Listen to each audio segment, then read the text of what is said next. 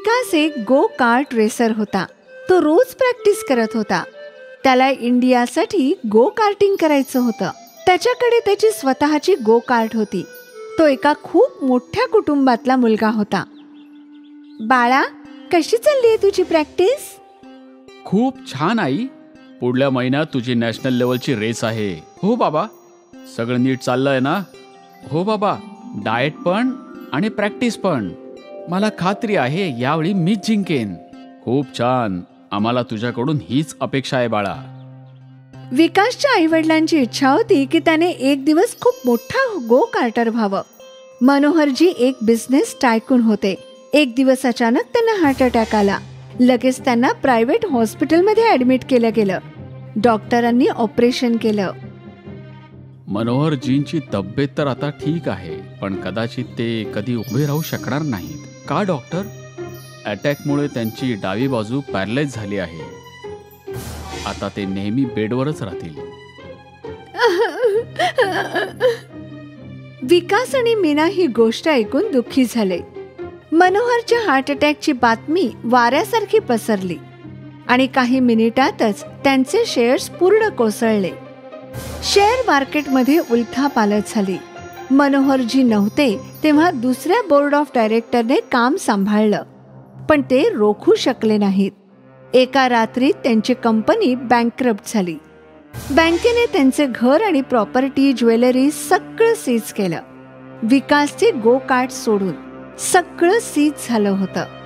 विकास आणि मीनाला काहीच कळत नव्हतं की त्यांनी काय करायला हवं. विकास त्याच्या आईला घेऊन त्याच्या मित्राकडे राहायला निघून गेला. बाळा, आपल्याला काहीतरी करावंच लागेल. असं कसं चालेल? हो आई, पण आता मी काय करू शकतो? तुझ्या मित्राने आपल्याला हे घर राहायला दिलंय, पण आपण नेहमी इथे राहू शकत नाही बाळा. आपल्याला काहीतरी करावंच लागेल. पण आई, आपण काय करू शकतो? तुझ्या बाबांनी आणि मी आमच्या आयुष्याची सुरुवात एका ढाब्याने केली होती. एका ढाब्याचे आम्ही हॉटेल बनवले, हॉटेलचे अनेक हॉटेल्स, आणि मग हे अख्खं एम्पायर बनलं. आपल्याला सुद्धा एक लहान स्टार्ट करावी लागेल. हो आई. मी तुला जेवण बनवून देईन, पण तू ते विकणार कसं? विकास विचार करू लागला. तू एखादी हातगाडी विकत घेतली तर? गो कार्ट कशी राहील आई? गो कार्ट वर जेवण? हो, आतापर्यंत नाही ऐकलं ना, मग हेच करूया. काय सांगावं, ही नवीन आयडिया काम करेल. ठीक आहे. मीनाने त्यांच्या आयुष्याची सुरुवात खूप लहान केली होती. आता आयुष्य तिला पुन्हा तिथेच घेऊन आलं, पण तिला खात्री होती की ती सगळं ठीक करेल. दुसऱ्याच दिवशी मीनाने जेवण बनवणं सुरू केलं. विकासने त्याच्या गो कार्टवर डबे लावले आणि मग सगळं जेवण त्यात भरलं. विकास, व्हेज थाळी 100 रुपये आणि चिकन थाळी 150 रुपये. ठीक आहे आई. आणि लक्षात ठेव, ग्राहकांशी नेहमी हसत बोल. हो आई. मीनाने विकासला सूचना दिल्या आणि मग विकास निघून गेला. तो त्याची गो कार्ट घेऊन एका कॉलेज समोर गेला आणि त्याने बोर्ड लावला, व्हेज थाळी 100 रुपये आणि चिकन थाळी 150 रुपये. हे काय आहे? तू गोकार्टवर जेवण विकतो आहेस? R you serious? हो, आय एम डॅम सिरियस. मला एक व्हेज थाळी द्या. त्या मुलीने विकासला 100 रुपये दिले आणि व्हेज थाळी विकत घेतली.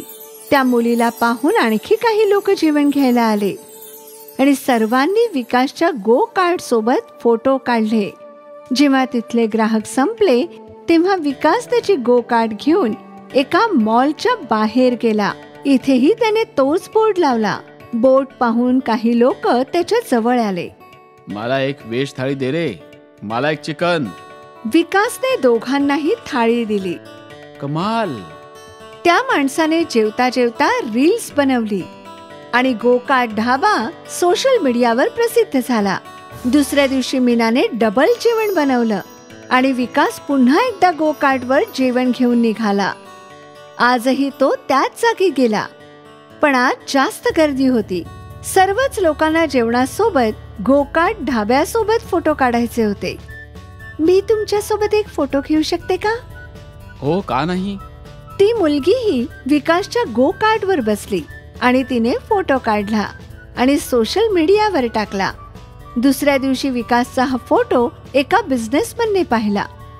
हा तर मनोहरजींचा मुलगा आहे. सेक्रेटरी विकासला फोन लाव. विकासने फोन उचलला.